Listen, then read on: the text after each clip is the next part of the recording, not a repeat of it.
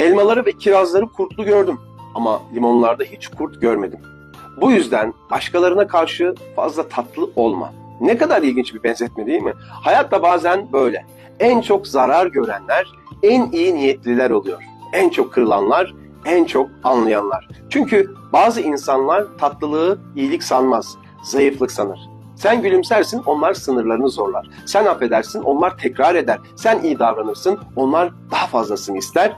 Bu söz aslında şunu demiyor, kötü ol. Hayır, şunu diyor, tatlı ol ama ezilme. İyi ol ama kendini unutma. Merhametli ol ama herkese sınırsız olma. Çünkü limon ekşidir ama kimse ona kurt olmaya cesaret edemez. Demek ki bazen insanın kendini koruması için biraz mesafe, biraz sınır, biraz sertlik gerekebilir. İyilik kendini tüketmek değildir. Tatlılık güzeldir ama fazla tatlı olursan kurtlar peşini bırakmaz.